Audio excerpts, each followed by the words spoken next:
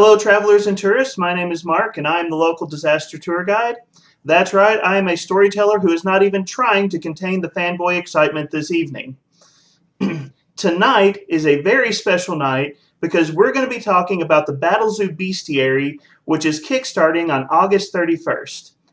And if you've been following my channel, you know I'm very excited about this book. But tonight is special, not just because of what we're talking about, but because who's here to talk about it. We have not one, not two, but three of the creative minds behind this book on the episode tonight. Though, if I'm being fair, one of the creative minds didn't do as much as the other two.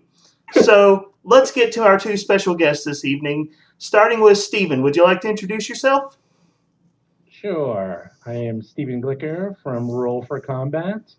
I run the Roll for Combat podcast, which is mostly an actual play podcast, and we're a licensed Paizo licensee.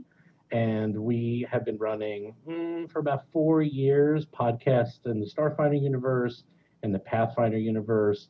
And right now we're doing a couple of adventure paths. And then we also took over the RPG Superstar with Paizo's blessing and ran that contest last year. And now we said, hey, let's do some more fun stuff and get into publishing. And now we have the Battlezoo Bestiary and the Dragon Ancestry book and a new adventure path. And we're just trying to, do what Paizo did, only slower.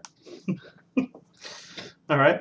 And our second guest this evening, I have to say, his name just speaks of greatness. Mark, would you care to introduce yourself? I'm Mark Seifter. In my day job, I'm the design manager at Paizo, but I am here tonight on behalf of my role as a freelancer on Battlezoo Bestiary and some of the other related products to come. So I also, along with Linda Zayas Palmer, who is the digital adventures development manager at Paizo, run a Twitch stream called Arcade Mark that we do on Tuesdays and Saturdays. So I guess all of us here have our own stream of some kind as well. All right. Well, thank you, gentlemen, for joining me this evening. We're going to be talking about the Battlezoo Bestiary, and I have been following the news on this book pretty closely. I'm very excited about it, but let's rewind the clock a little bit because this started with RPG Superstar, and I know there's a little bit of history to RPG Superstar. So, Mark, can you tell us a little bit about RPG Superstar from Paizo's side, and then Stephen, you can kind of take over when it becomes your part of the story? Sure. Makes sense. So honestly, for me, RPG Superstar was something Paizo did when I was a fan. And, I submitted to RPG Superstar a bunch of times. I had an archetype ready for one of the rounds that was an archetype round that was very similar to one of the ones that got picked. And I was like, oh, my archetype would have gotten voted for too, probably. And it was just always a very exciting time. I loved it. I did lots of votes once it came to have the community voting aspect where you could pair up two items against each other and vote for one over the other. But when I got to Paizo, they said, well, Mark, you've been active in the RPG Superstar community, so will you judge for us? And I agreed. And as it turned out, I agreed to the normal judging gig, which because it became such a large contest that you would normally judge, like, starting from the top of the pack based on the ones that were selected by the community judging so that you didn't have to look at all of them. And, go down as far as you can, but there's only a certain amount of time. However, it turned out that holiday season, I got a cold on the way to Linda's family's place.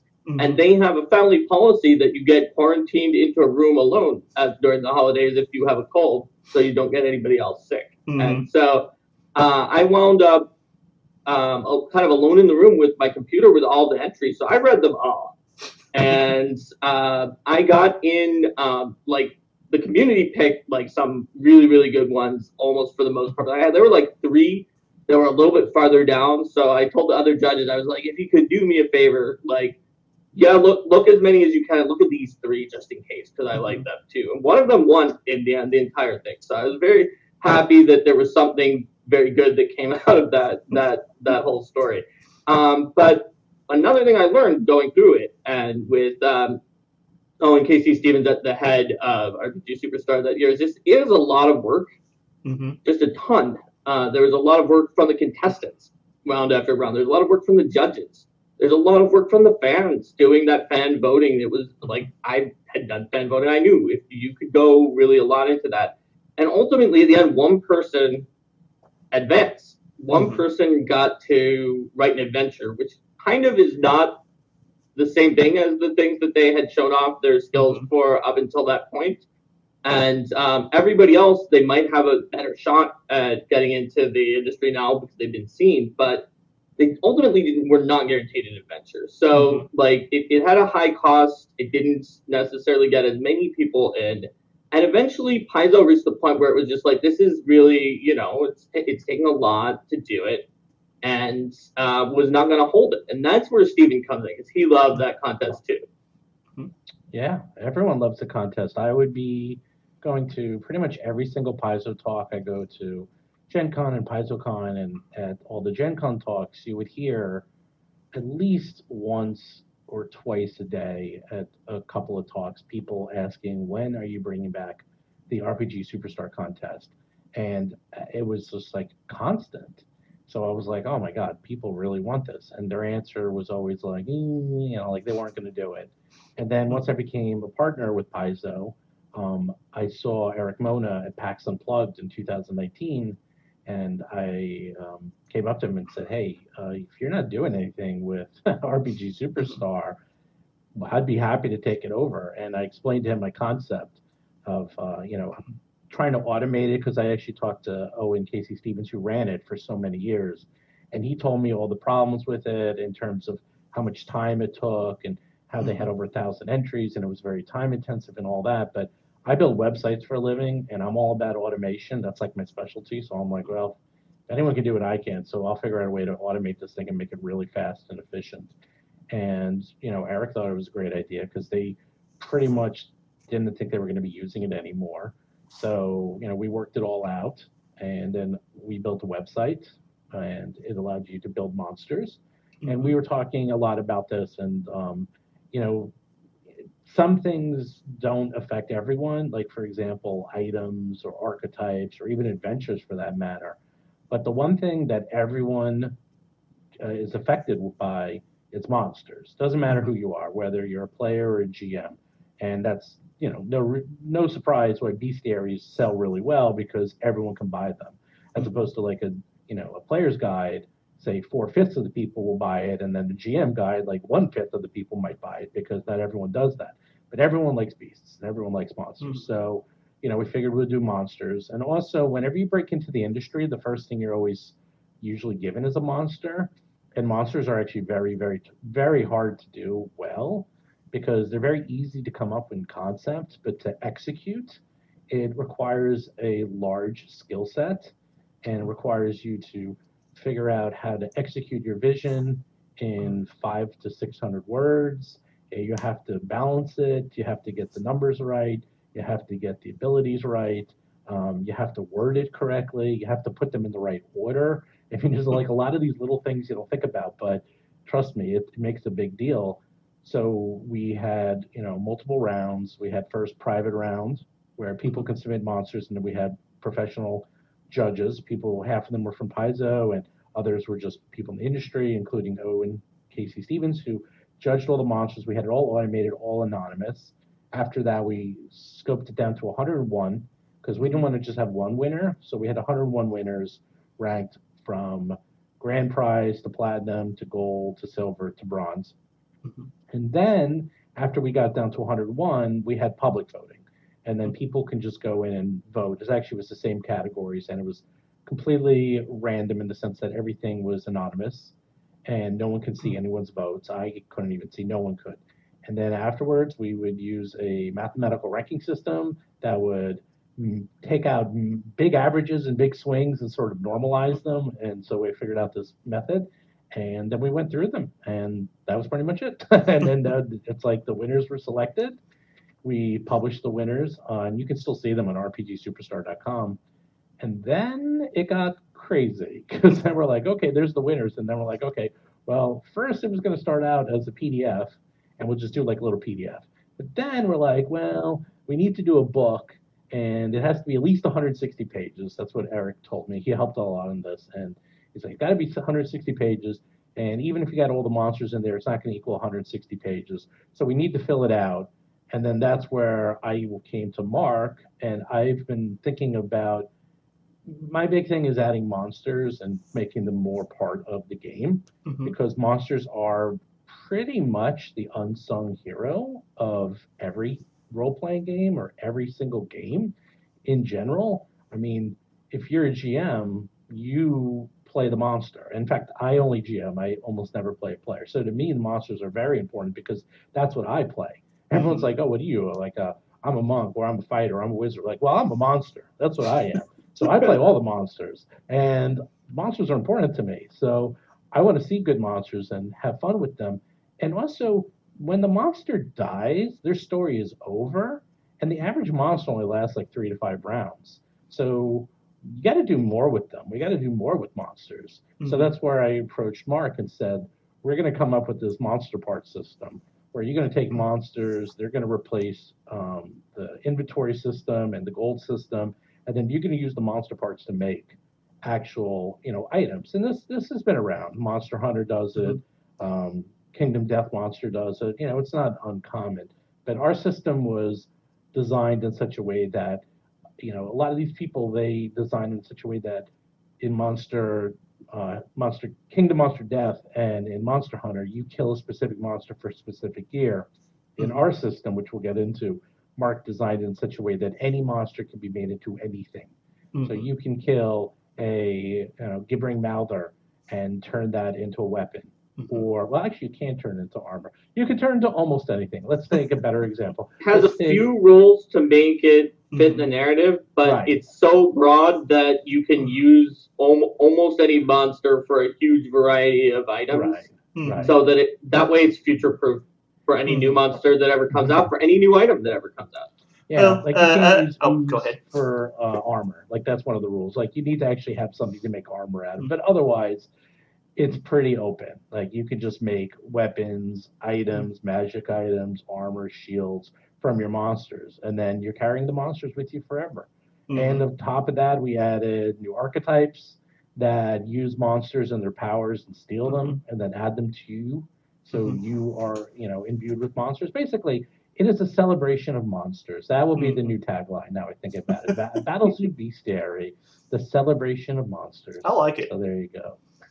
Okay. Well, speaking of the RPG Superstar monsters, I just want to ask you, and I think all three of us may have some different answers on this question, but what were some of your favorite monsters from that competition? What were some of the ones that stand out to you? Which one was yours again? I was going to save that as a surprise. You're pandering, Stephen. No, I'm curious. I was the Salt Stalker. Oh my God! Yeah, I forgot. How can I not forget? You got platinum. Stephen, like he often will say, "This is my favorite," or "This is one of my favorites." About a lot of the monsters because he loves them all so much. But when he was first telling me about some of the monsters that excited him the most, Salt Stalker was one of the first ones that because I actually did the monster part system. I was not involved with developing these monsters. That was Patrick Reaney who did that. But when Stephen was saying, Mark, you have to look at how innovative some of these monsters are, and then Salt Stalker was one of his like top 3 examples of that. Yeah, because actually it was myself, so after the monsters were finished, Patrick Rennie went through and edited them all, and then you actually worked directly with Patrick, even so you could even talk about that, Mark. I'd be curious what it was like from your point of view, because then after the people who won platinum, they would write a whole bunch, and you actually wrote several Salt Stalkers. You just had the original Salt Stalker, which is kind of like a dog that kills you by sucking away your moisture, and then you wrote a few others, including I've even shown the Salt Glider, which are nasty. I love the artwork on that is so amazing. Yeah, the hard work on that was really good. But yeah, those he pulled out and said, "Wow, this is really interesting," because it kills you with dehydration, and it even has like a weakness of water vulnerability. It's just a very fascinating monster from a narrative story point of view. And that one, to be honest, it's like everyone is really good in here. Like I can't think of any that I don't like, but the platinum ones and the grand prize was I wouldn't say nicer, but I will say that it's nice that we were able to build out an entire family of monsters, so you could even see not just the main monster, but like all their siblings. So yeah. The favorite is the Salt Stalker. Of course, come to me tomorrow, it'll be a different one. So it's different in every interview which ones Stephen says are his favorite at that interview, but he really did tell me the Salt Stalker was the one I needed to look at right away when he first gave me the PDF. The story of the Salt Stalker, and Mark, you may remember the dates better than I. I think Starfinder dropped in 2017, right? Let's see. Yes, because that's what the podcast. That's correct. That's correct. Well, I used to count backwards through Paizo releases. So at Gen Con, Starfinder sold out the first day. And in my friends group, I was the only person lucky enough to get a copy. Nice. And so all of my friends at Gen Con were coming to me like, you got to run Starfinder. You got to run Starfinder. We want to try this game out. And I originally kit bashed the Salt Stalker together out of some of the PDF monsters for Starfinder at that convention. And my players loved it so much that whenever the Game Mastery guide came out for Pathfinder 2e, I was like, well, I've got to transfer this over because all of my players love fighting these things. And then I think it was like a month, maybe 2 months later, they announced RPG Superstar 2020, and they're like, we need monsters. And I was like, oh, really? So... Well, actually, that explains a lot because they do seem very Starfinder-ish. Now I look at them in some ways. But having not participated in the development, but I've been in enough of these interviews to know that what made the difference really between the platinum and the grand prizes and the coppers and silvers and golds, it was usually not whether it had a great idea, because it wouldn't have even made it into the 100 one past the judges unless it had a great idea. But the platinum and the grand especially were just almost ready to be published without Patrick needing to do much because they were polished. And so it really shows that you were very carefully going through the Game Mastery guide and using those rules and paying attention to the way you worded it. And that sort of is what moves something up to the platinum level. Whereas a copper could be also an amazingly good monster, but maybe have more wording issues that would have taken a developer and then an editor additional time to polish out the wording. Yeah, I have to say, just Stephen, in regards to the RPG Superstar experience, that from my perspective as someone who was a contestant, or whatever the right word would be, that it was a fantastic experience. And I agree with you guys. The quality of the ideas for the monsters were amazing. When I was going through the public voting round, I was like, man, I'm going to be lucky if I get silver. There is so much good stuff here. And my cousin, he actually entered the Scroll Mold, which is one of the other winning monsters. Oh, yeah. And we had talked a little bit about the competition, and one day he sends me this big message over Facebook like, Mark, you got to go see. You got to go see. I'm like, what's going on? And then I see Platinum, and, But Scroll Mold is also a fun one. And see, this is what makes these monsters special. And this is the difference between, say, an award-winning monster and a not award-winning. The Scroll Mold has a speed of 0 feet.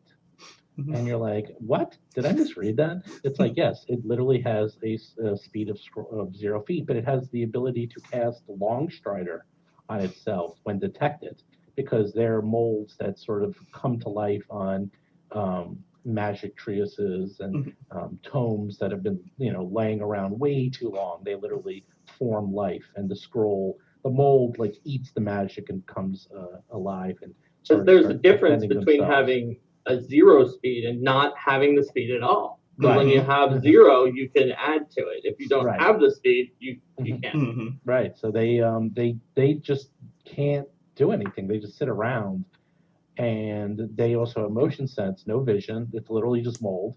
But then if they get detected, they can like cast Longstrider and just hop off into the distance, trying to hide themselves. And just that little thing, like that little like, oh wait, 0 speed, how the heck? And then you start reading it, and then you start seeing the connections. Like it's telling a story just by reading the monster. And that's those are the best monsters, the ones that, through this very small stat block, you're able to actually tell an entire story about those monsters. So. Yeah, I'm really happy that you, as one of the contestants, felt that it was sort of a good experience, because I have in some of these interviews tried to be the voice of, well, I didn't work on that part, so I can try to speculate. And I speculated that like the fact that 101 people got in there, got published, got paid for the publication, and your name is on that page with just amazing art. My speculation was, if I was still a fan and trying to get into the industry at this time, I would just have been over the moon for this style of the contest, and I really like it as a concept. But it may not be biased towards the fact that I was not in that part, but it's still somewhat biased. So it's good to hear from one of the actual authors. But yes, the entire process was fantastic. I was kind of surprised that I was going to get to write more monsters. The original Salt Stalker was what I had done for Starfinder in my home games, and then all of a sudden I'm getting to do a family of monsters, and I'm like, okay, where do I get to go from here? And I think my absolute favorite was the Salt Glider, which was inspired from that scene in Pacific Rim where the kaiju suddenly sprouts wings, and you're just like, no! And I was Glider is my favorite from them, too. And I was like, what would my players hate the most to see on a Salt Stalker? Wings. They don't want to see that. So. Well, guess what, Mark? Today's your lucky day, because I'm going to tell you a secret that I'm just looking around making sure no one's hearing. Is that so in the adventure path that's coming up, the Treasure of the Indigo Isles adventure path that we're writing, all of the monsters, at least all the platinum and grand prize monsters, are in the adventure path, and usually a fair amount are in the adventure path. We're trying to put in as many monsters as possible, and it's actually, goes from levels 1 to 10, and there's a lot of monsters between 1 and 10, but we made absolutely sure that all of those are in there, and there is a entire area that is dedicated to the Salt Stalker that Linda is writing. I will give a little bit of information on that. So, well, I am super excited to hear that, and I could probably spend way too much time talking about how much fun the contest was, but I know that there's a lot of more stuff to talk about. So, my compliments to the excellent contest, and moving on to the book that is coming from it, the Battlezoo Bestiary. You spoke earlier about how this is a book of monsters, and monsters are, it's what you play as the game master, and I think every game master has a favorite monster to play, especially if you're a forever GM. So monsters is definitely something that you can always use. It's definitely, you're going to get your value out of that kind of product, and that kind of leads into, I'll go ahead and admit I know the answer because I followed all the interviews, but I'll pretend like I don't so you all can talk about it. My turn, you never know. Is this only a book of monsters, or is there player content as well? Is there stuff that people other than the game master might get to use? Yes. There we go. There's your answer. Okay, awesome. You want more? Stephen alluded to it a little bit before. I was talking about it because I thought the cat's out of the bag, but that's where Mark comes in. That's the monster part system. That's the second part of the book, and the monster part system will allow you to kill monsters and then turn them into gear. So there's not just that, although that system works hand in hand because the GM and the PCs have to gather together to figure out how they want to implement the monster part system, and there's a whole quick start guide that explains that in detail, how you should talk to each other and figure out, because there's 3 different variations of the system. But if you are just a player, and even if you don't want to use the monster parts system, there are new archetypes that allow you to kill monsters or negotiate with monsters and either steal their magic items, or their magic powers, should I say. That's the monster mage, or the vestige hunter, where you it's not a lot of negotiation with the vestige hunter. You're hunting them and killing them and taking their pieces and then integrating them into your armor or into yourself. There's also new backgrounds and new items as well. So those are standalone from the monster part system, but they all go hand in hand. It's supposed to be one cohesive system. That Mark wrote all of it, so he can talk about it more than me. Well, I would say you definitely can pick and choose between those, but they all have one theme, and it goes back to what Stephen was saying earlier in the stream about monsters becoming a part of the narrative and the story beyond their just a few rounds that they usually show up during an encounter. And so each of those archetypes and this monster part crafting system all allow not just the GM, but the players to become authors and architects of the story about the monsters, and to allow that story to continue onward in different ways. They synergize because the vestige hunter, the monster mage, and people using monster part for crafting all need different things from the monster. They don't like step on each other's toes. And so that's something that really helps out, because like Stephen said, the monster mage is sometimes called azure mages because they often have blue energy coming out of them, but that is just because some people who call them that don't understand how their magic really works, which is that it comes from monsters. They take tokens off of monsters and build up a library of tokens that they can use to prepare spells from all 4 traditions, just anything, if the monster had it as an innate spell. Even if it's a weird tradition, like Fae casting occult spells as primal, or spells from the occult list as primal spells, you do that with the monster mage. Vestige hunters, like Stephen said, they are often likely to get into a fight, and martial characters are work very well with them, although really you could be anything and be a vestige hunter. But they're all about the struggle, and something about the struggle has carried an echo of that great confrontation. And it may be a piece of their body that you put in the shield. It may be the blood of the dragon that you bathed in after fighting it, or accidentally got all over you, that changes you. But it could also be some kind of a token you gained after you played a game of chess with a psychopomp over whether or not it was going to take you to the great beyond, or you could get a second chance. And it's like, you have defeated me this time, mortal. I will give you a reprieve, and also this finger bone or something like that. Like you can have any way that you kind of struggled or had some kind of meaningful interaction with this creature. But like by default, and the iconic totally has like a dragon head on its shield, and that's what the artwork's pretty cool. Are probably pretty likely to do. And so those are the 2 archetypes. I'll get them over with first so that we can get into the system, because that is the meat and bones of this section. And so the monster parts system is a system that allows you to replace basically as much or as little as you want of the regular economy and magic item economy of Pathfinder 2nd Edition with an economy of monster parts that you use to do cool stuff. And the way Stephen said it, that we have 3 variants. Basically, crunching the math is something that I do in my day job at Paizo, and it's something I do as a freelancer a lot. I crunched all the numbers. I took the tables from the core rulebook that had the numbers of values of treasure that you're getting each level, and calculated across a bunch of different scenarios. And I did all the math for you so that you do not have to really do math to use this system. You can just look at my table. And I did that for the assumption of, maybe we're in the woods and we don't have like liquid cash, and we're going to still use regular magic items, but instead of liquid cash, we'll make like a few small things out of monster parts. And I did it for monster parts is what we make everything out of. That's it.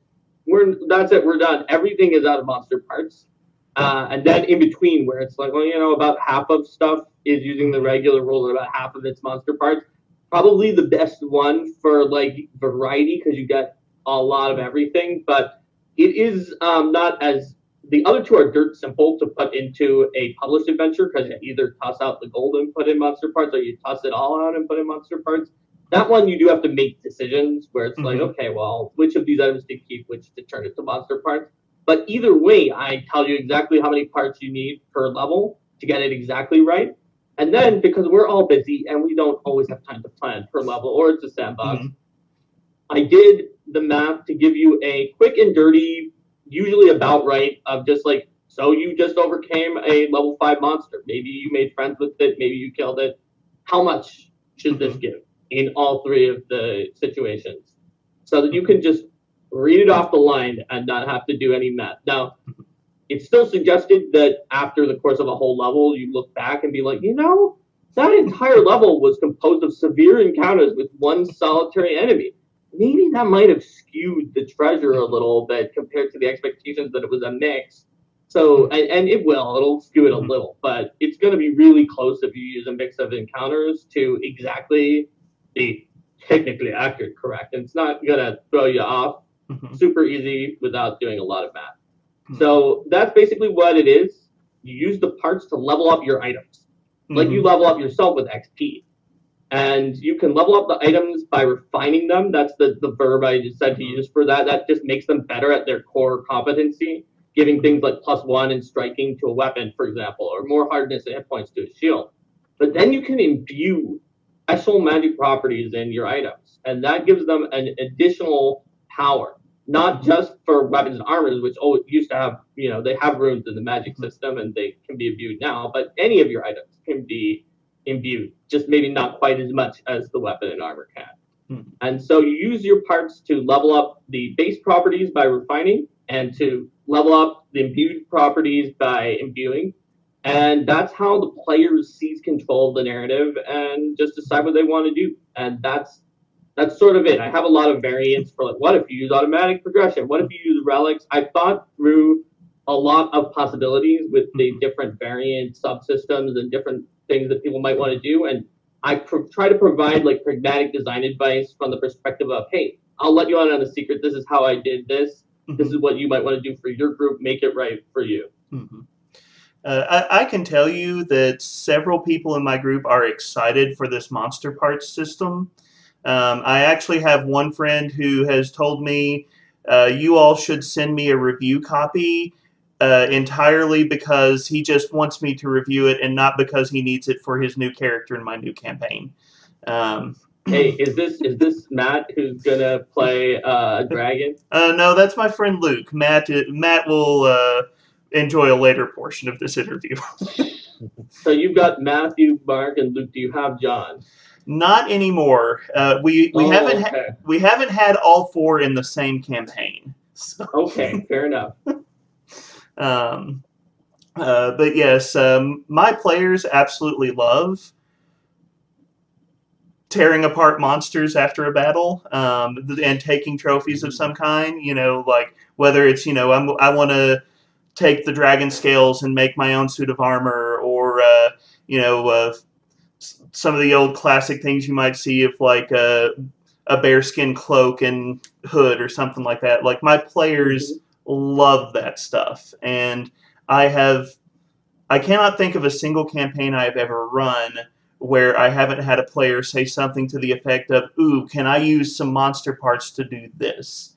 So to have official rules for something like that, I know I'm going to get some mileage out of it at my table. The most famous example at my table, we had a character called the Tooth Fairy who had his own custom sword crafted out of teeth of different monsters he had defeated. And I think you called it the Vestige Hunter earlier. Was that the name of the archetype? The Vestige Hunter, yeah.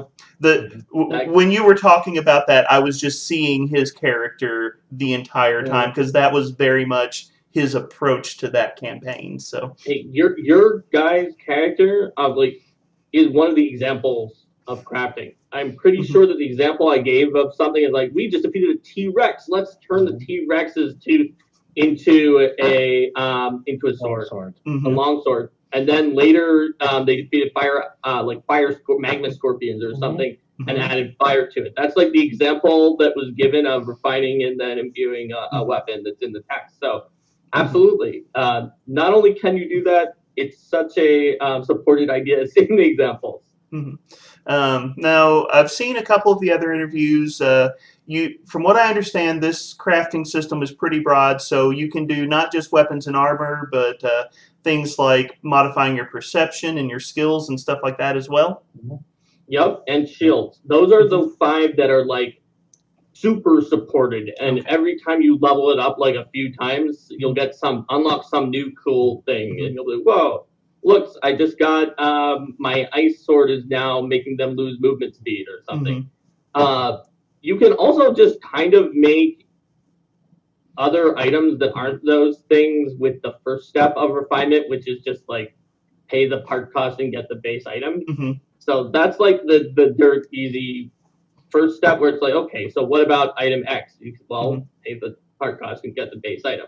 But those 5 categories are the ones like super supported. It scales up every time that you keep refining it, and you can add special imbued properties onto. Yeah, we actually don't talk about it a lot in the other interviews, but it does also, through the imbuing process, support your core stats and increasing those as well. We actually, I don't think I've mentioned that before. I think we haven't. No, we haven't. At most once, and I don't think at all. But 6 of the imbued properties, this can be your exclusive, or one of the, are strength, dexterity, constitution, intelligence, wisdom, and charisma imbued properties, and they will eventually make the skill item, or I think wisdom can go on a perception item, and constitution can go on something else. It will make those items into apex items when you get to the right level. Apex, okay. And it doesn't just make them apex items. It's not just going to sit around doing nothing until level 17 and make them an apex item. It gives you some cool related benefits all the way up there, and then when it's at the right level for an apex item, it's like, bam, you're an apex item too. Yeah, each one's a little different. I'm looking right now. Like, here we go. Let's look at strength. Strength has to go onto a skill item, athletic skill item, and you can imbue the item with ferocious strength. At 8th level, you can cast Earthbind once per day as a primal spell. At 14th level, you can cast Earthbind once per hour instead of once per day. At 17th, that's when it becomes an apex. And then at 20th, you can cast Earthbind once per minute. So there you go. So each one. Every time you get into a fight and you're like, I don't like this thing flying. No, I'm gonna drag it down to the ground and then beat it with my sword. Then you do it. Nice. Yeah. So each one of those is based. It's around that. And every time you level it up, the DC of Earthbind goes up because it matches the item DCs by level.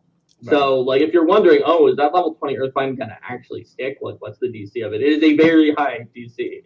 Okay. Yeah, awesome. The DC goes up with the level of the item. So you want to, you can make low-level items if you just want to make a low-level item just to have around.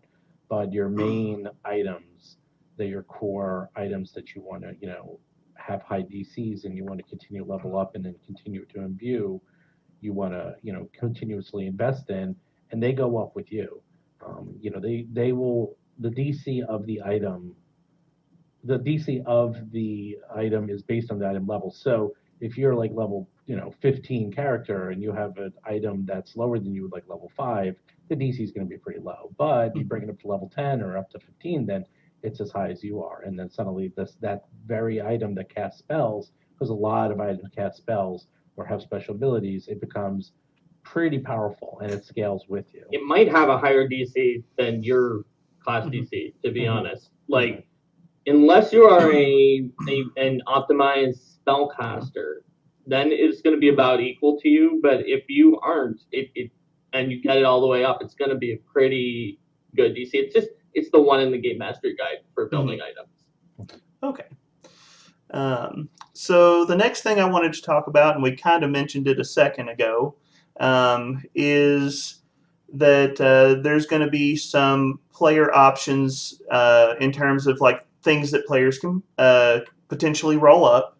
I think I've heard the Wildfire Leshy mentioned. I can't remember the name. Brand new heritage for Leshy. I can't remember the name of the parrot people. Gamayun. Yes. Since you're asking about that ancestry in particular, and I'm on the correct computer for this, maybe, Stephen, should I just give him something out of the Gamayun ancestry? Sure. The ancestry has actually been completed by Mark. Yes, it's hot off the press. Completed a draft pass of it. It's just a draft, though, so this might change. Initial Gamayun, you can see it on RPGSuperstar.com, like Stephen said, and of course it's been developed and has some changes in the final version in book.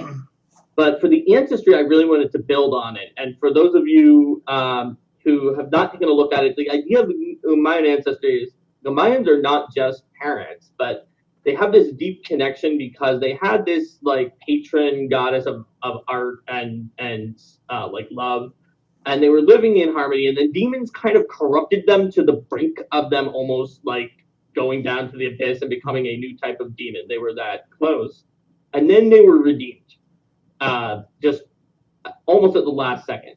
And so, but it didn't get them all the way back to where they were. And there's now a lot of sort of differences of opinion. And that, to me, was the best, most fascinating point to look at for their society. So I came up with, based on the great ideas from the original author of the monster, these 7 divisions, like within society of Gamayun, that are going to be in the ancestry.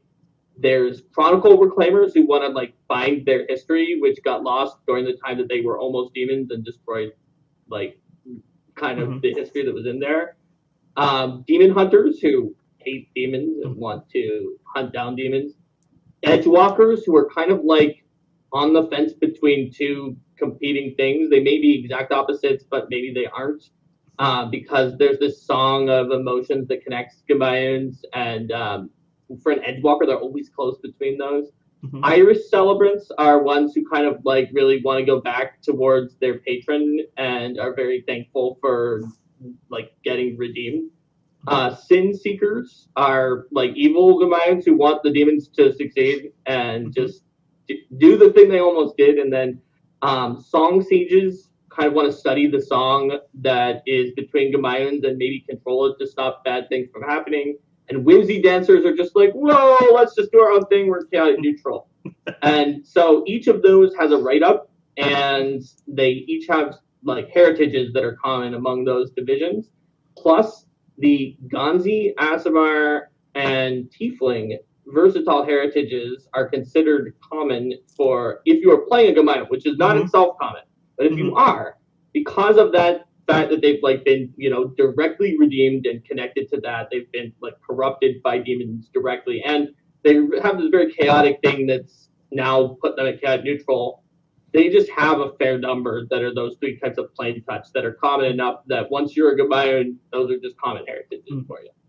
I was very excited when Ganzi got added to the versatile heritages, and so now I'm excited that there is a very clear place to use the Ganzi. I've got quite a few players that will probably be excited to hear that. Whimsy Dancers are more likely to have the Ganzi or Song Touched Heritage, for example. Okay.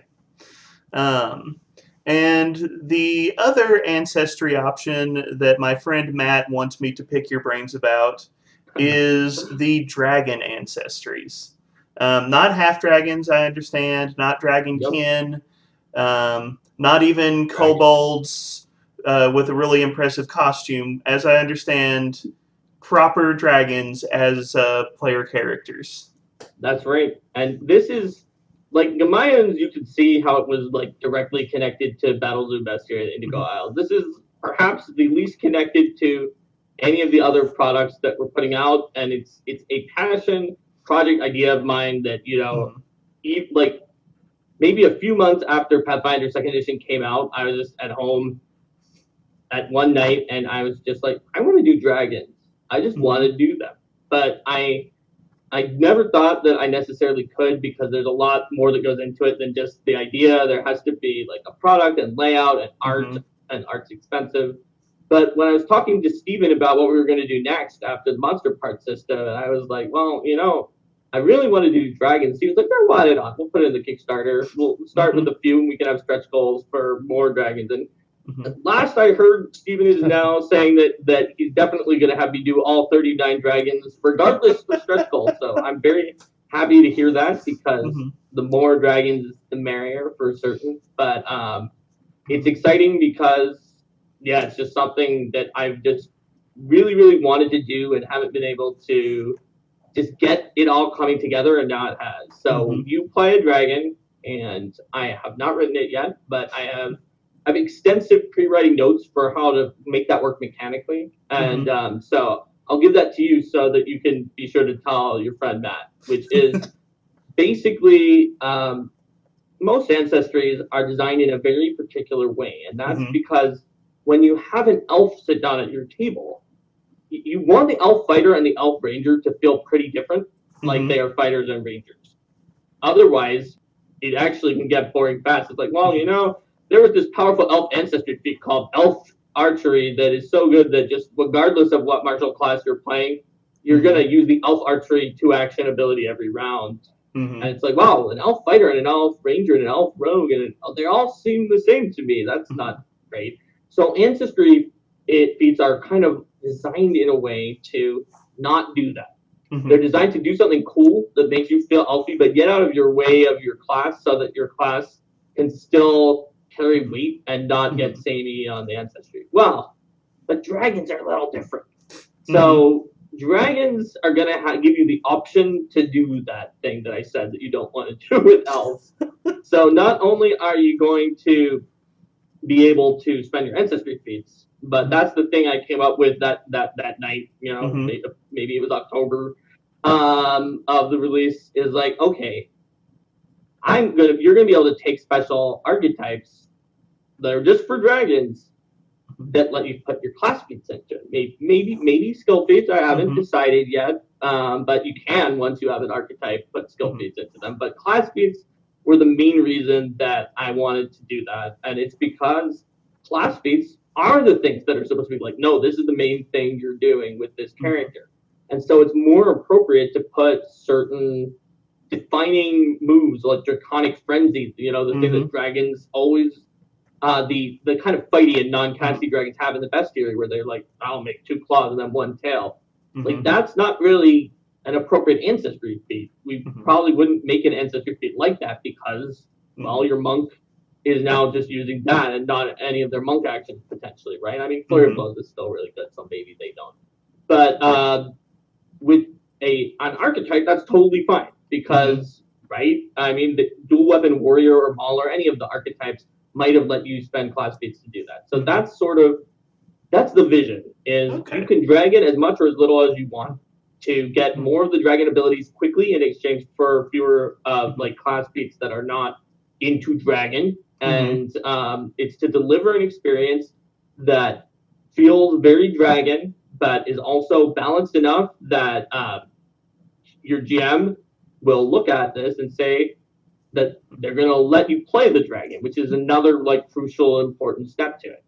And like I'm willing to give it my guarantee that if you are having balance issues, it seems like it's off balance for your game, you can come to my stream or my Discord channel and bug me and be like, wait, it's causing balance issues. I will try to troubleshoot you through getting it to work, because I am going to work really hard to balance it with other ancestries and deliver the cool dragon stuff by using a bunch of different rule stacks. Well, thank you for that. I was kind of curious how the Dragon Ancestry would work, because you're right. The word dragon is a little more powerful than you would associate with a typical ancestry. So that was very intriguing, and my homebrew brain is spinning a lot now. So yeah, there's a lot. Once I came up with that core idea that I just told you, it spun my brain, and it has been for years. I've just been like, I want to do this. I need to find the time. I need to find the way. And yeah, Also, obviously, these are dragons that are going to. I saw recently on Reddit that people were thinking, like, wait a minute, you're going to be able to level up from 1 to 20 really fast in game world time, but dragons usually don't get stronger that quickly. And I have thought of that, and there are some lore implications that I'm adding in there to just really try to be deeply deeply respectful of and celebrating the lore of dragons without being like, oh no, suddenly they aren't the same as that they were, but to also find a solution to play your adventuring dragon that lets you do the advancements and it isn't just like, well, sorry, you're still a hatchling and you're just a very powerful fighter, but it also makes you feel like you are a more powerful dragon at higher levels than you were at lower levels too. Okay. And by the way, just real quick, it is going to be more connected than you think, because at first it did seem sort of disconnected. It's like dragons and bestiary, and it just seemed like a cool idea. But there's definitely going to be dragons in the Treasure of Indigo Isles adventure path. Oh, well, if there's a new true dragon in there, maybe we can get up to 40. That is a little bit more of a round number than 39. Yes, so we'll definitely have some dragons on the adventure path, and I think maybe we have to make a new iconic because we have 3 iconics on the adventure path cover, but you need 4 for a party. So I'm still working on that 4th one. So we got to figure out what it'll be, who and what that dragon will be. Are 2 of them the ones from Battlezoo Bestiary that are the Monster Mage and the Vestige Hunter? Or are they brand new ones? No, these are brand new ones just for the adventure path. These will be, there's Gamayan Pirate. It's actually the same Gamayan Pirate that you see. Oh, nice. So we still have to come up with a name for them. And then we have, it's a Galsagori Sorceress, and she'll be like flying. And then Galsagori is a new heritage for the Sprite Ancestry that is also coming out, based on the Galsagori from Battlezoo Bestiary. Correct. Okay. And then there's also going to be the Wildfire Leshy Fighter.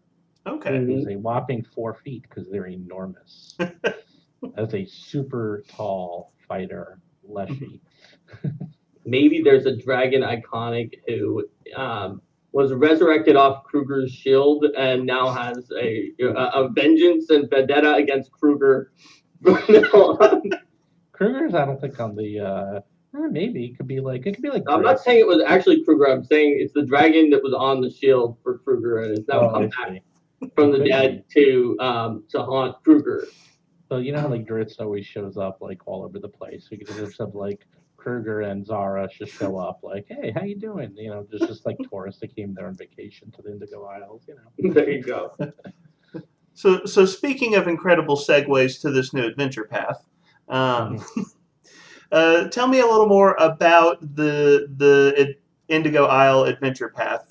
What would be, if I was going to pitch this adventure path to my players, what would I want to tell them to try to get them interested in the story? Pirate treasure. Pirate treasure. That's my pitch. That's pirate treasure. And Salt Stalkers. No. Well, yeah, it's Salt Stalker. It's pirate treasure with a mix of Pixar and Indiana Jones. Okay. That is the easiest way to describe it. You know how Starfinder is kind of gotten a little silly? Actually, even a better way to pitch it is fantasy-based Guardians of the Galaxy with pirates. That is what it is. So seriously, that's it. So think about the iconics. It's a parrot and like a little sprite and a wildfire leshy so far, and then one, whatever the 4th one is. That already sounds like it could be the Guardians of the Galaxy. It's totally Guardians of the Galaxy. It's totally Guardians of the Galaxy. It's actually more Guardians of the Galaxy than that's even Pixar and Indiana Jones, but that's science fiction based. But that's the sort of the tone. And I've had meetings with the team, and the team is Patrick Rennie, who's writing the 1st book, Ron Lundeen, who's writing the 2nd book, and Linda Zayas Bombers, who's writing the 3rd book. And when I went through with them, I said, it's just going to be fun. It's like a real fun adventure path. You're not like saving the whole world from calamity and everything's so serious. It literally starts off that you are in the Indigo Isles, which is a beautiful tropical isle, and you're looking for lost pirate treasure. Pirate treasure. The pirate treasure, and then it becomes Goonies. It becomes Indiana Jones. You know, pretty much. A lot of Temple of Doom is actually in this quite a bit, and I'd even say a little bit of the Frighteners. Believe it or not. What about Seven Samurai? Not Seven Samurai, actually. 13 Assassins. 13 Assassins. Okay. Similar movie. Similar situation. Okay. Similar, but that's later. But yes, there's a little bit of everything in this, and I don't want to spoil the whole story. But it starts off that you are on the Indigo Isles, and as I said, we're giving out a whole bunch of new ancestries, and we'll have new backgrounds. Will be a player's guide, so that you can play humanoid. There's still humanoids on these islands. They're by far the minority though, so we're really embracing the Gamayan and the Gatsugori and all the other new ones. And so you are in this town of Runplank that was founded about 250 years ago by Poppy Van Barnacle, who was an infamous pirate. And the pirates in this world are totally Pirates of the Caribbean pirates. They just party and get treasure. That's it. There's no ships to plunder or anything like that. They don't even know what real pirates are. In their mind, pirates are just party people. That's what pirates are. So they're really into the partying. They're into drinking, celebrating, looking for treasure, and sailing. That's pretty much what they do.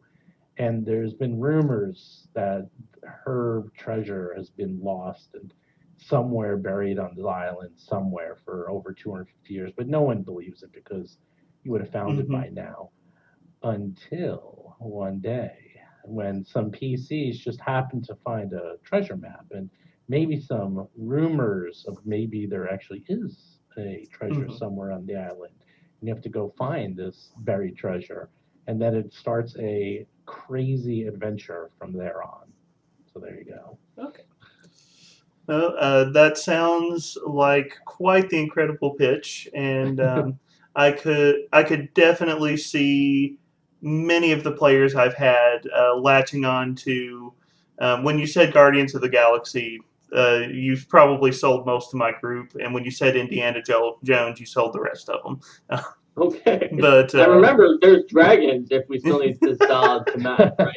Right. Because I wasn't trying to say dragons weren't connected eventually. I was just saying dragons weren't connected initially into the Bestiary. But the fact is that Stephen's connecting them all. So the fact that I have a dragon ancestry means I'm sure that Stephen's going to put into the lore of the Indigo Isles that there's like a number of dragons who are of the type of dragons who are becoming these adventurers, which are not exactly. They're a subset of dragons, which I will spoil more later when I've actually written it, rather than when it's just in my head. Right. But that it sort of explains why you can get powerful more quickly than other dragons can. So this is going to be an island group where you can just see a dragon and it's like, oh yeah, they're awesome, but they're here rather than just like, oh my gosh, run! Are they going to burn down the village? I will say something else is that we're doing 3-book Adventure Path, which I'm finding out is really getting more popular, even within Paizo, because I run all Adventure Paths. That's pretty much all I do. 6 books is fun, but 6 books is 6 books is a lot. It's a commitment. It's a commitment, and then 3 books is more than enough to tell a very full story from beginning, middle to end. There's a reason why things are done in trilogies. I'm finding out after I wrote 67-page outline for this adventure that it's a lot easier to write a 3-part adventure than 6-part. And trust me though, like the amount of stuff that's in this adventure, they're not sitting still. Like you are not. Sometimes these adventures you're just in one place, but you are going to be going from place to place to place, and it's like it's 6 books worth of adventure path in one book, because I basically have every chapter going somewhere completely new. A lot of these, and I've run so many adventure paths. Like usually you'll have one book, and there's a central theme around the book, but you might be in one area for a while or just sort of going within that part. But in this part, you are like, Indiana Jones, Guardians of the Galaxy, like you are just going all over the place. Like that's a big part of the adventure. Like you will never be bored or in one location for very long. you're always going to have something to do. I feel like a pirate-themed adventure does need to be moving pretty quickly, so... All right. Yeah. So far we have the Battlezoo Bestiary, we have the Dragon Ancestry that's been brought into that, and we've got the 3-part adventure path. Is there anything else that's kind of tied up in this Kickstarter that you guys want to talk about? Not really. I mean, that's sort of the biggest part of it. You have some stickers and other basic stuff, yeah. right? I mean, But you can it's not a big thing. Though. No. Like what we're doing, I mean, we're still figuring it out. I'm still doing all the math because I'm working with the distributors and the people who are actually printing the books and distributing and doing fulfillment for me. So, like for example, a lot of these Kickstarters, they'll put in a lot of extras. So I'm trying to be very careful with the add-ons. So right now, the add-ons that I have planned, actually, I will show you.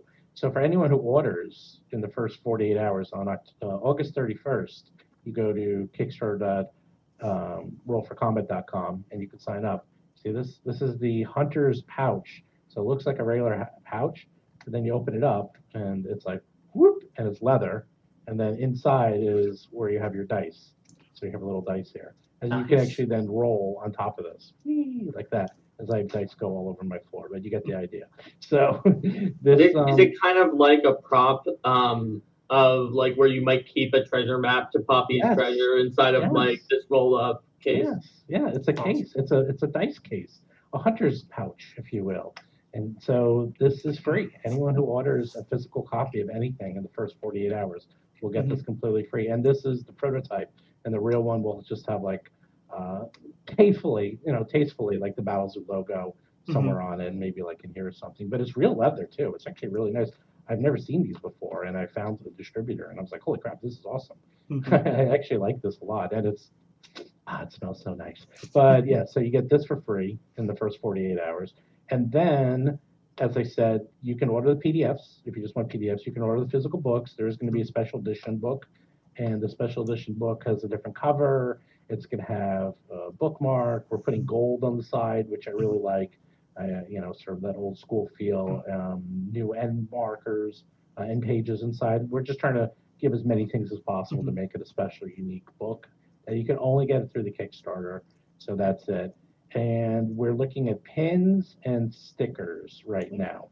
And the reason is because they're easy to put in and they won't add a lot to the shipping, because I'm trying to be very sensitive because books can be heavy, and it's like 3 books, although it's only going to be about 5 pounds, so not too bad. So I'm trying to keep shipping down.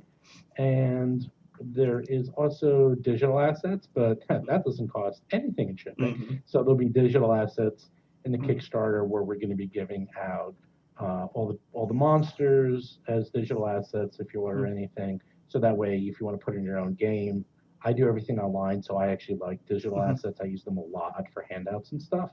So you'll all have digital assets. And then we're also working with Foundry VTT and Roll20 right now. And so making these, modules that you can get through, those 2 VTTs. And then we're even talking to Path Builder about having, this is way later down the line, of actually having the new Ancestries and other items integrated directly into Path Builder, which I know is very popular for building your characters. So, we're doing everything we can, whenever people come up with ideas. As you know, we're like very fan friendly here. And seriously, like, here's an example is that someone saw the picture of the Gamayan and said, oh, the Gamayan is a parrot that is a pirate. You should have him have a parrot on his shoulder. So Mark wrote a feat that allows you to have a parrot familiar. So it's based off of that comment, and Stephen told me the comment. So I was like, okay, yeah.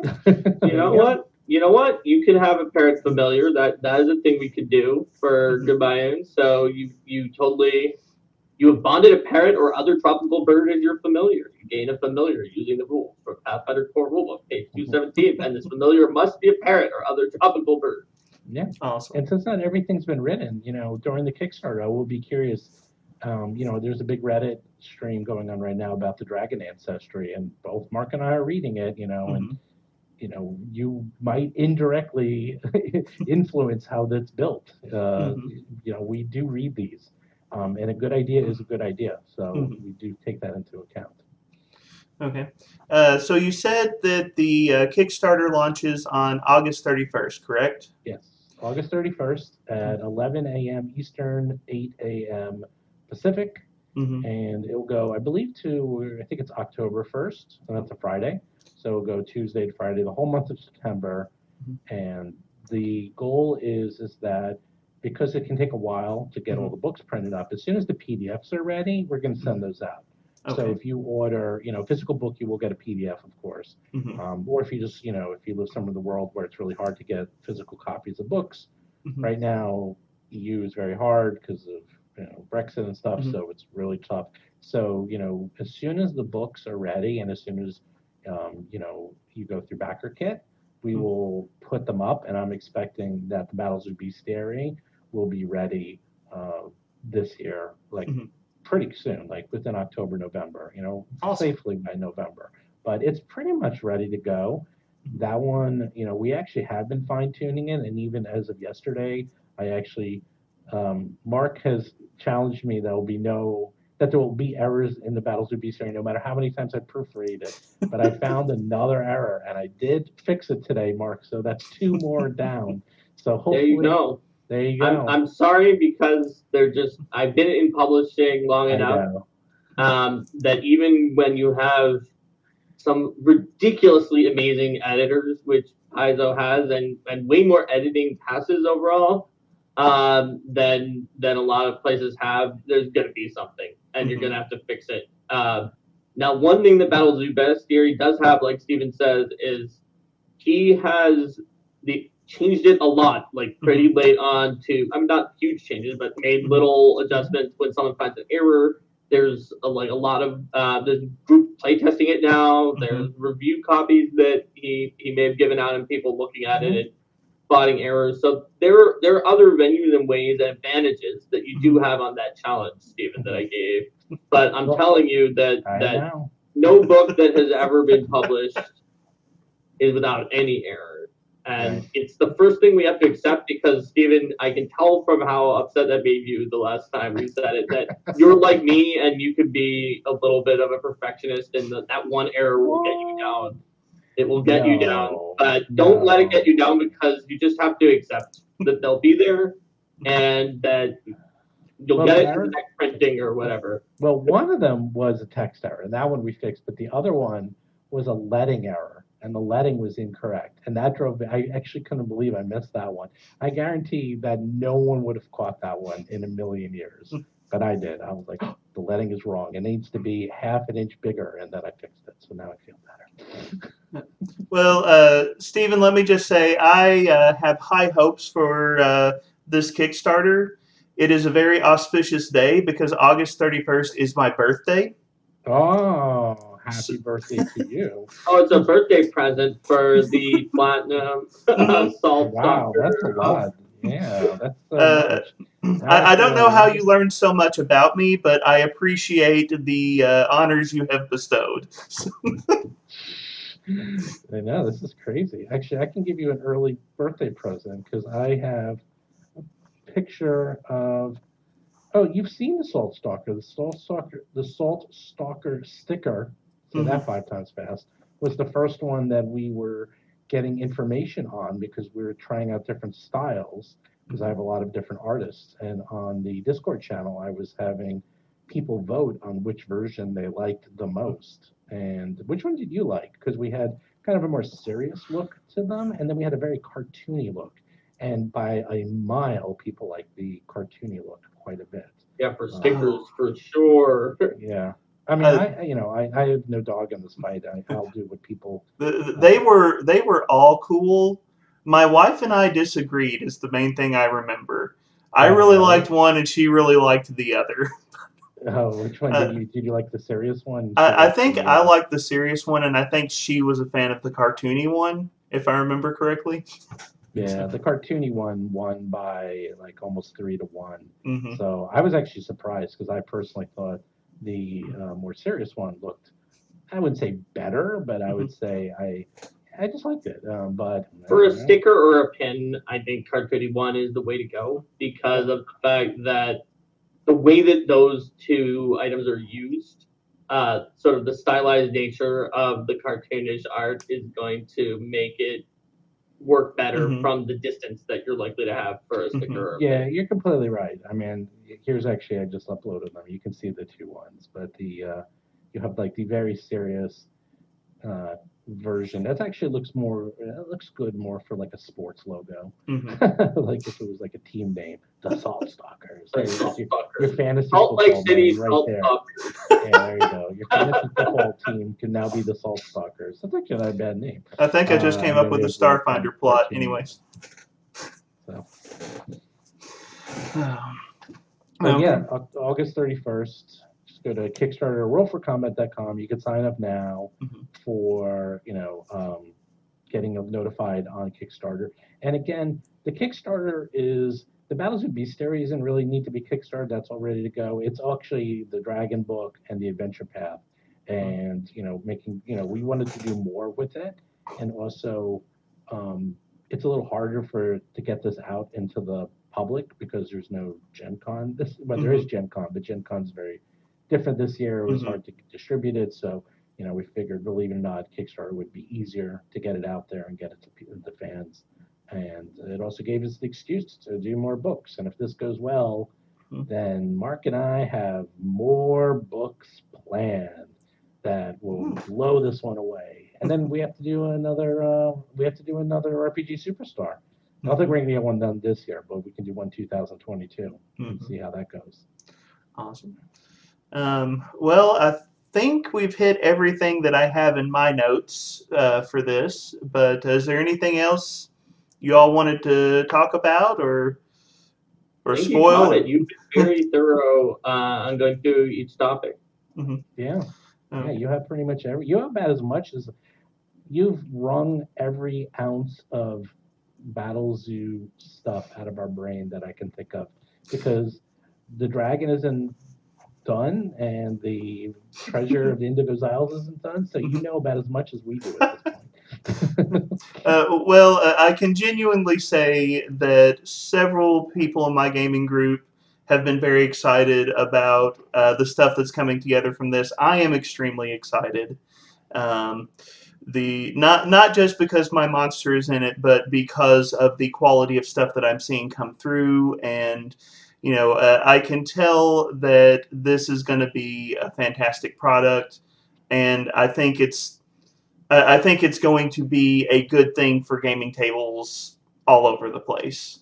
I think game masters are going to have fun stuff they can do. Players are going to have fun options they can use.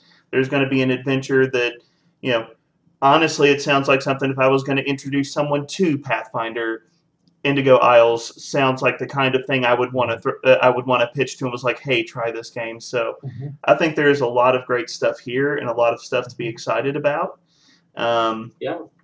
And you can trust us, viewers, because our names are all in the credits page of this book. Unbiased. There is no bias in this program whatsoever. Yeah, but in all seriousness, we did try. I mean, you've seen, what we've been putting out. It's like I made sure, art is often one of the first things that people, writing words is fairly. I wouldn't say easy. But when you make words, the biggest thing you have to worry about is typeface and laying it out correctly. But art is expensive, and art takes a lot. And sometimes you'll see, and I'm not dissing them, but you'll see some other books that come out, and they have black and white art, or they'll have simple art. And I get it because that's all they could afford. But we went crazy. Like I made sure that we had the same quality level art that you would get in a Paizo product. We used a lot of artists that Paizo uses, and we had everything be at the absolute top level and make it look as good as a regular Paizo book. So we even the publisher, the printing house that's printing the books, the same one Paizo uses. So it's going to the only difference is our paper. Actually, I'm just using a little bit nicer paper. Otherwise, it will be exactly the same look and feel as a Paizo book. So we're taking a lot of great pains to make sure that it feels like a professional top level product. And things like paper quality, which no one thinks about, but I'm like, I want it to feel and look exactly like a top level quality product. And just using a little bit more on the paper quality and a little bit more on the art quality and things like that. So all book nerds know paper quality is important. Yeah, you'd be surprised. I actually said that, and everyone's like, "No one cares about paper." I'm like, "I care about paper." I'm like one of those guys. I'm like the guy in American Psycho who was like holding up the business cards and like comparing the fonts. I'm like, "That's me. I love paper and I love fonts, and ooh, I can feel I can feel that it's embossed. Ooh, that's so nice." So I hope you're getting all these good clips where Steven said, "I'm like the guy in American Psycho," and where he said, "I'm a monster" earlier on, and this you got some certain.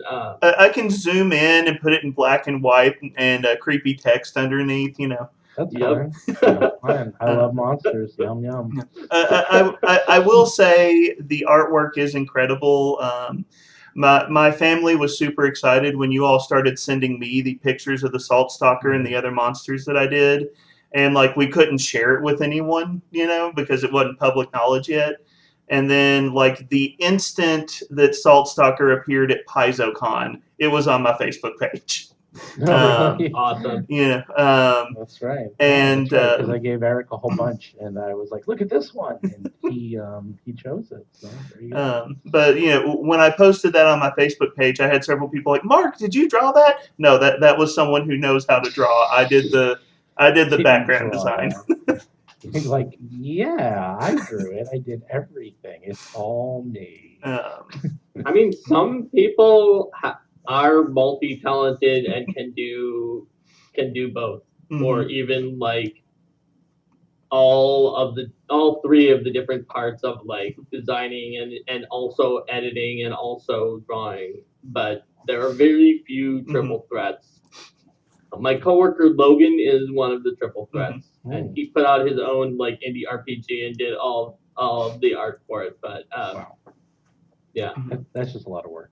Yeah, I think the artist for mine was a guy named Christoph Peters or something, if I remember correctly. And it was phenomenal. Truly, truly love that art. I'll probably pop it up on the screen whenever I edit this. Yeah, Christoph Peters.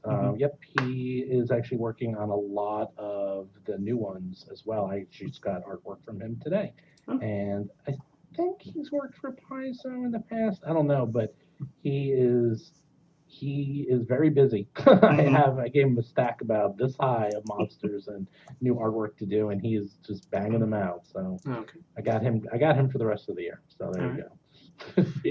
I really like how he made sure that the family of the Salt Stalkers and their friends, they looked like very distinct monsters, but you can really tell they're related to each other based on just some of the common features that he put in there. Yeah, that was on purpose. I made sure anything that was done by any family was always done by the same artist. So they would have to make sure that all of them were done the same style and the same distinctive features, so you can tell. So.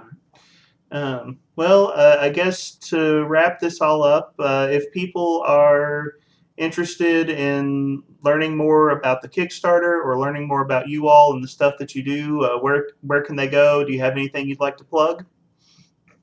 Sure. You can go to rollforcombat.com and you can listen to the podcast, which I don't even mention anymore because this has taken over my life. But yes, I actually have an actual play podcast that comes out twice a week. I do that too. So on Tuesdays, we have the Extinction Curse podcast, which we call Three Ring Adventure. And then on Fridays, we're running Agents of Edgewatch as well. Plus, we have gone through, we finished Dead Sons, we finished The Fall of Plaguestone. You can check those out. We've done a lot of Pathfinder and Starfinder Society adventures. And so you can find that at Roll for Combat. I would also go to our Discord channel where you can literally talk to me and ask questions about anything to do with the podcast or the RPG Superstar. Just go to discord.rollforcombat.com, and of course the Kickstarter itself, which is just kickstarter.rollforcombat.com, and there you go. All right. Is it kickstarter.rollforcombat.com or kickstarter.com/that thing? No, it's well, it'll redirect. So if you go to Kickstarter, redirect. Awesome. it's like your tiny URL. Yeah. Okay. Well, I didn't know the Kickstarter let you do that. That's great. They don't. I did it myself. Oh, It's okay. Kickstarter.rollforcombat.com. Oh, fair So it's enough. my Okay, URL. right, because it's .roll for combat, of That's course. right. Subdomain. I wasn't paying attention No, you were. when you said it. Mm-hmm. So, like Stephen implied, we have tiny.cc/arcademark is a tiny URL for our Discord server, ArcadeMark. That's Linda and I are on that. You can chat with me anytime on there. You can also find me on Twitch on Twitch, twitch.tv/arcademark, on Twitter @Mark Seifter, and on Facebook, Mark Seifter Game Designer. And I check Discord the most often of any of those, but we stream twice a week on Twitch and occasionally put the streams up on YouTube, supposedly. Like, it happened for a while. And you can find them. They're on Twitch. They're all there. Oh. Yep. Well, for 2 weeks. All right. Well, thank you guys so much. I really appreciate you coming on my show and letting me pick your brains. And I have no clue how long this was, but I have enjoyed this conversation a whole lot. And I really appreciate it. So.